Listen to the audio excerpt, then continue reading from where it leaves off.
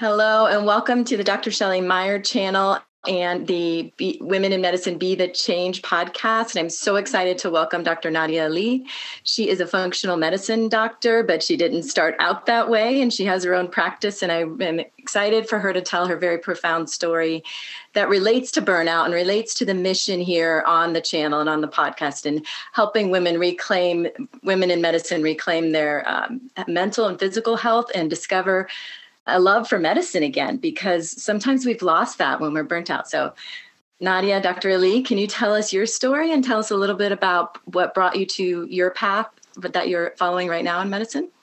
Thank you so much, Shelley. I'm so grateful to be here. And I'm so happy to have you here. My path, basically, I started with my med school and I started doing my residency in Hahnemann University Hospital. After completing my residency, I started as an academic hospitalist with Penn. Mm-hmm. And you know how difficult it is, like with residency, you have 80-hour weeks. And I was hoping that at the end of it, I'll finally be able to practice medicine and it will be really awesome. Right. And when I started practicing, initially it was a lot of fun because I think it was like really being able to put to practice what you had learned in the last 3 years and be able to see the impact of that medicine. But what I noticed when I was doing my practice in the hospital was that, you know, it was like the same patients that were seen again and again and again. And the reason was the same issue that, you know, that you can give them as many medications as you want, but if you don't control the environment at home, you know, what they're eating, you know, what their lifestyle is, they're going to come back. You know, it doesn't matter. I mean, the medications can only do so much. And so I really wanted to explore that side of things. But first of all, there was no opportunity, you know, to do that. And I attempted to do that. And I attempted to be part of a patient safety committee, because we wanted to know, how do we keep these people safe when they go home? Like, how do we prevent these readmissions? You know, it was almost like it was my own effort. Like there was no support, you know, to kind of help me, you know, do what I wanted to do. And at the same time, I started doing masters in public health from Hopkins because I wanted to understand this phenomena we called health literacy, in terms of why is it that patients and us, our communication is not at the same length. You know, how can we make sure that what we are telling them, that they really understand us and we understand what they are trying to tell us, right? Because it has to be a two-way street. So while I'm doing my full-time work, I'm doing my master's, you know, I was feeling like, you know, the harder I tried to innovate, the harder I tried to make a difference, the more pushback I was getting from the system that, look, your goal is not really to do all of that stuff. Your goal is to see patients. And, you know, when we get trainings, the trainings were not about patient outcomes. The training was about how to code, how do we get more money? And I don't think I have a problem with that. I mean, I understand that if you are providing a service, you do want to be able to get money for the service. Of course. But the question is that, like, you know, the service that we are providing, is it actually going in the drain? Because the patient is coming to us again and again and again. So we are not addressing the root cause of the problem.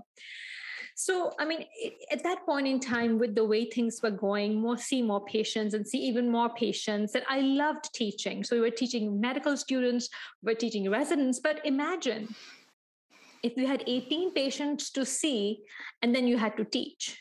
I mean, how is it even possible? No. Like, you know, and every year it was the same problem. We are not meeting the RVUs. We are not making enough money. Well, we can't make enough money, you know, I mean, because the hospital was located in a population that was in need.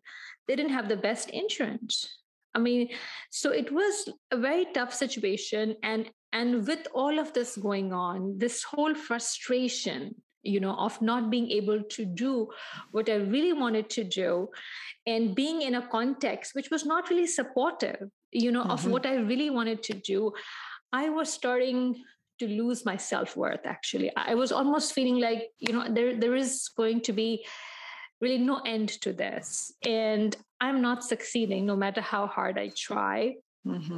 And that started kind of affecting my personal life. And a point came where, I completely, broke down.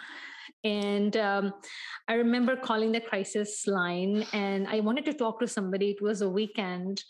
And I'm sitting in my office and I'm trying to say, who do I talk to? Because I was crying and I was crying and I was crying and I couldn't stop myself. I said, I really need to talk to somebody, like, somebody who I can ask, do you think there's hope for me? Right.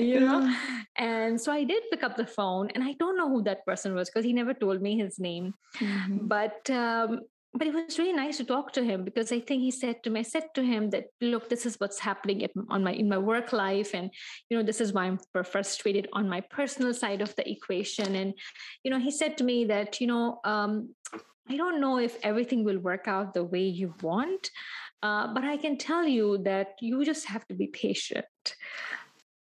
And I said, well, okay. I'll try. I just wanted to hear somebody who's telling me that, look, it may not be the way you want, but at least it will get better. So it was very nice. Mm-hmm. But I think at that point in time, it was so interesting. I talked to one of my colleagues and I said to her that, there are things I want to do, and I'm looking at the best interest of my patients, and I'm looking at the best interest of this institution. I want this institution to grow. I want to be the person who helps the institution to grow. Am I asking something which I should not? Right. And she was very honest, and I have to tell you, I'm really grateful to her. At that time, her reply sounded to me like very dry and very brutal. But now that I think about it, I think she was very honest. And I think that had she not been as honest as she was, I wouldn't have made the decision to leave. And she said to me, Nadia, they want you to do something. If you want to do something else, you need to find a place that would honor and respect what you want to do. It's good to hear that honesty, isn't it? Because you're like, I'm not going to keep spinning my wheels then, right? Exactly. Because I did feel almost like a hamster, trying to kind of move and going nowhere. And that's when, I gave my resignation. And then I thought that I should go into the outpatient setting on the clinic side of things, because I thought it will be probably a better place where I can help the people who come into the hospital, who come out of the hospital. I can have them stay at home and be able to do that. And when I saw patients in the outpatient setting, there was something very interesting I found. I found that I was basically becoming a prescription writer. Yes, that's how I felt too. I would write one prescription, and then it would not get control. I would write a second prescription. And then the other thing that I noticed was some of these people, because they would first have hypertension, and then they would go on to develop high cholesterol, and then they would go on to, develop diabetes. And so I was again seeing that I wasn't able to get to the end of it, and then when they would have so many issues, the list of medications kept on growing. And then on top of that, I was told, well, you have 10 minutes. And, and I'm like, well, there's so many problems, and there are so many medications. And how am I supposed to do that? And I remember one time I had this woman who was sitting in front of me going through a divorce. She was really sad. She was crying in the room. And I was feeling so bad about what this woman was going through. I was trying to kind of help her calm down and explain certain things and provide her a different mindset of looking at her situation, and I'm getting knock after knock on my door. Dr. Ali, there are 2 patients waiting. Dr. Ali, you have to finish this. And I was feeling so bad. I mean, I felt so bad. And I really didn't know what to do at that point in time, because it was almost like, why am I even here? What am I doing here? So at that point in time, things were becoming very clear that I really needed to, this is not a system for me. Right. And because of, when I was at Penn trying to do my master's in public health at that time, because of that breakdown that I had, and I was quite depressed after that time. I was talking to a friend of mine and I said to her, look, I feel I'm depressed. It's affecting my work. It's affecting my personal life. And I want to do something about it. And she goes, Nadia, take an antidepressant. Oh, that's the answer, right? The magic pill. The magic pill. And I said, no, I'm not taking that. And she looked at me and she was very surprised. She's like, but we do give it to our patients. And I said, yes, we do give it to our patients, but I'm worried because I have read too much about it. And, there's so many side effects, and the side effects start before the actual effect, and the effect takes about a month, and then you can't get off of it. And she was worried about me. And I said, look, I'm not committing any suicide, so please don't worry about me, but I have to find another solution. That was when I started reading about what are the other approaches, and that was the first time I got introduced to the idea that there is something called functional medicine, there's something called integrative medicine. And it was amazing to see the amount of literature, scientific evidence on these modalities. And, honestly, I can tell you that when people used to talk about those modalities, my friends would say they went to an acupuncturist, or, they went for like this, some chiropractic manipulation. I would look at them and I would say, why would you do that? And now look at you. Now look at me. I would tell them, like, I don't know why they have to go to all of these things. Nobody can really explain them. Who knows if they're even making a difference or not. Right. And when I looked at the literature, I was actually embarrassed, because as a physician, not to know that the other modalities where there's actually scientific evidence. I mean, that is really sad, that I didn't know about it. And then I started doing the yoga that I used to do before, and the meditation, which I was into before, but now I knew why I was doing it. I knew how it was really working on my parasympathetic nervous system. And I was paying attention to what I was eating, which I wouldn't because there was no time, And so now, I was doing all of that stuff. And that is when I was like, that's it. I mean, I can't do this anymore. And I resigned. And I am really, really grateful because my resignation was written by my husband, who said, Wow. I think you really need to do that. And I said to him that, look, I have no experience of running a practice. Forget about integrative medicine practice. I don't even know how to run a conventional regular practice. So he said to me that, Nadia, I think I want you to be happy. I think that that's more important. And if you lose some money, that's okay, because the most important thing is you will do what you want to do. You will make the kind of difference you want to make, and you've been wanting to do this for a very long time. Right. It's good to have that support and somebody to kind of push you over into that, what you need to do. Yeah. And so I'm so grateful for that resignation letter. And it was almost like what he said gave me a lot of self-worth. I was like, yes, I've been told I'm not supposed to do that. I don't think I can do that, but there is somebody who thinks I can do that. And it's nothing to do with what I'm earning. It's to do with what I really want to do. It's really my passion, and I should be able to pursue my passion. And that was the beginning of my starting my practice from literally 0 patients. And the best part about it was that, I had seen a couple of different systems. I had been in an inpatient setting. I've been in an outpatient setting. And now I could create a system which would be a system which would not have all the issues that those 2 systems had. Right. And I don't know of a third system, but I know that I want to create a system which would be the system without any of those issues. And so I think I'm very grateful. I feel I'm so blessed because not only was I able to create that, but I was able to do it very successfully. And I can tell you, when I started that, I would not have thought in my dreams where I am right now. Right. Yeah. I know. I'm so impressed with that. We're at the end. We're going to talk about everything you do because you offer a lot at your clinic. It's really, really impressive. From one functional med to doc to another. I love it. But let's step back for a second and, well, not step back, but look at the situation, the sad situation that we see medicine or practitioners being put in, and especially women in medicine. And what do you think keeps women in medicine in positions that they are feeling burnout, that they feel stuck, that they know it causes tremendous amounts of stress? Why are they staying? Why are they staying in that position, right? Mm-hmm. I think that one of the most important reasons is that, in our modeling, when we grow up, right, we are taught to compromise. Yes. Okay.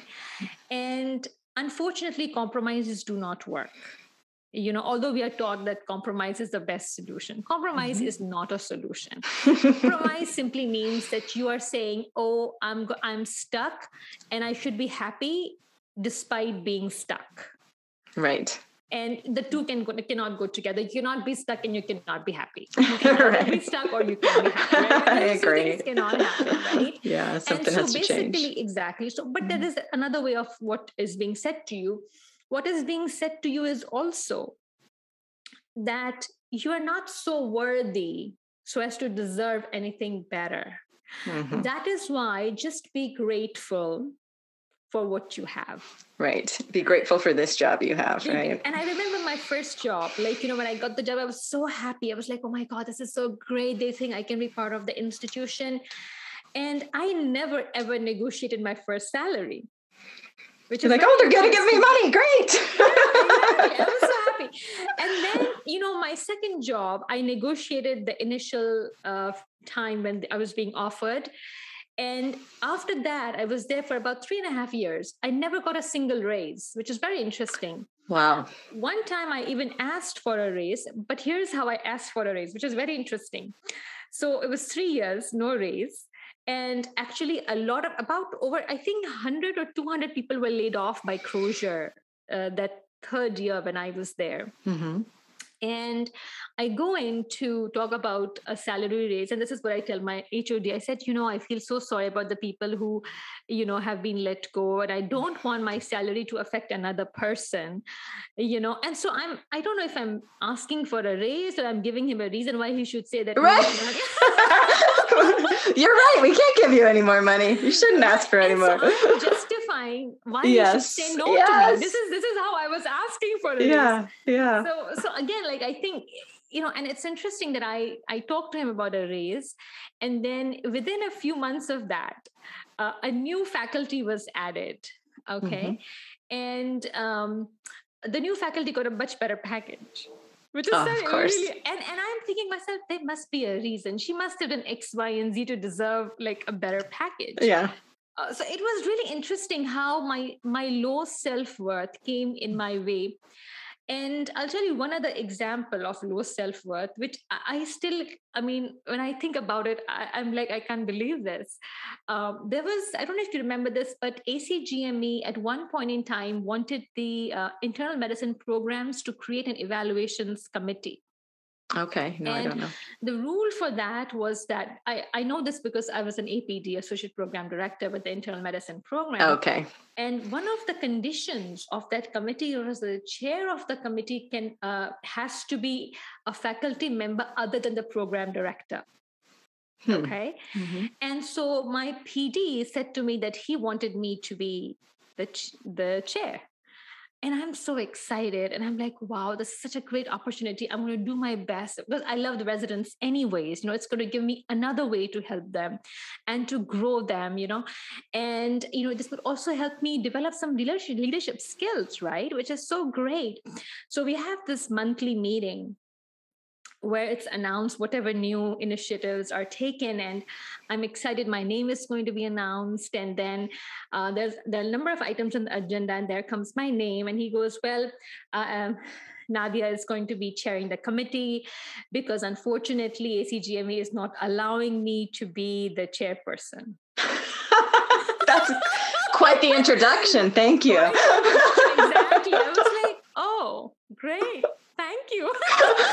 Well, I can't do it, so I guess she'll do it. Exactly. And so I think that like this is how, I mean, you can be a woman. Of course, if you're a woman, I mean, you're always not good enough. Just the fact that, if you're a man, they will automatically offer you a better pay. Yes, they don't have to even negotiate it. It just comes They don't have to naturally. negotiate it. They have, because they have a family, of course. They have to take care of the family. We don't have to take care of anybody, right? No. So, we're just working for fun because we love it. Yeah, exactly. And then the other thing they will often think about is like, is she going to get pregnant? Yes. That's definitely one of the things they have in mind. And, and this is especially the case if you're a woman of color. Mm-hmm. And I'm a woman of color, and I'm an immigrant. Mm-hmm. So, I mean, everything that could possibly be there stacked against you. Yeah. Exactly. Which shouldn't be the case, but it is, unfortunately. It is. So I think that lack of self-worth, whether it is conditionally, like, how we grow up, we are told like to make those compromises, and then we continue to make those compromises, not only in the family, but also at workplace, in relationships. Yes, we compromise across the board. Mm-hmm. And the result is that, we never are able to fulfill our dreams the way we should, the way we have the right to do so. Yes. Yeah, I agree. Well, what was I going to ask you next? And then what resources helped you find the strength? Was it just that point of desperation, or was it just that you had done the functional medicine research before you started? Like, what resources did you turn to when you were looking? So I think that, it was not that I was not prepared. Like, for example, I completed my, ABIHM, right? American Board of Integrative I did mine too. Right. Mm-hmm. So I had already done, I completed my paper, because they used to have the boards, right? Remember, they used to have boards. Right. Yeah. Mm-hmm. So I completed my board, and I actually completed my board. I said to my faculty members that I have completed it. And I had nobody ever say, so Woody, how do you plan to use it really? They were like, oh, congratulations. I was like, thank you. Like, I can see it means a lot to you. Right. So I think that even though I had that, I was still not ready to make the move. Mm-hmm. So I think that, one of the things that happens when you actually when you get traumatized. So trauma has a lot of side effects. Like, trauma puts you to the risk of high cortisol. It creates a lot of bad memories. It makes you very anxious. It makes you very depressed. Yes. But there is another side of trauma too. And the other side of trauma is that, it makes you, when you come out of it, you are this person who's lost everything. Mm-hmm. You can't fail anymore. Right. I mean, you have fallen so low. How low can you possibly be, right? And at that point in time, it's all about winning, because whatever you're going to do, it will be better than what it is right now, Yes. So I think when you reach that point, you reach the point where you're like, okay, whatever I have to lose, I have already lost. I had lost the trust in my colleagues and the institutions that I worked in to be able to support me. Okay. And not only I had lost that trust, actually there was a time where, you are, forget about getting the raise or forget about how the system works against you. I had instances where you're humiliated for things like, oh, you were late for 10 minutes. Oh, how unprofessional. So, I mean, forget about appreciating. There's actually depreciation. Yeah. Mm-hmm. And so when you reach that point, you are like, you know what? That's it. I mean, I can't. Mm-hmm. This is the point of, like, where you say, we are done here. And you say to yourself, I've lost everything. I have nothing to lose. Yes. and that, when you reach that point, that is when a fighter is born. Yeah. And that's when freedom happens, when you just decide, well, it's all gone. I know where to go but up, right? Yeah, no way to go. And then I think what happened was that, when at that point in time, the shift that happened was that it told me that, I am going to call my own shots no matter what. Mm-hmm. I don't care about any of these systems. And so when when you resign, you have to give 3 months notice, right? In medicine, Yes. you have to give 3 months notice. Yes. Within the first 2 weeks, I was actually given a job offer. Interestingly, this was a really amazing person who I met. And he said, Dr. Ali, we're giving you 50 grand more than what your previous job was given. You can start as soon as you can. If you want, we can start under the table for you 1 day a week if you want to do that. I said, I don't do anything under the cover. I don't know what made him think I'm going to work under the cover. Yeah. But I said, I'm not asking for any under the cover position. And I said that I'm not going into a conventional position. Even if you give me 50, 60, 80, 90, whatever. That is not what I'm doing. We are done here. I've tried inpatient, I've tried outpatient. I'm very clear I want to do integrative medicine. He goes, okay, Dr. Ali, if you want integrative medicine, I can give it to you. But it is, I think the place he was talking about was about 55 minutes drive from my home. And he said, we already have people really interested. We can take you, we can immediately get you started. I said, no, I'm not driving 55 minutes from my home. Because I want something sustainable, and I appreciate you even thinking about what I want to do, not just what you want me to do. I appreciate that. And I said to him, look, give me one thing. Forget about giving me a job, because I know you currently don't have a position for me. Whatever you have, you've explained to me. I understand. And I would have loved to work, but this position is too far. And the other thing which I was concerned about, which I didn't tell him at that time, was that he was part of a system. And when you're part of a system, it's a huge problem, right? Because then when the physician comes into the picture, the physician has to use X, Y, and Z things that you have in the system.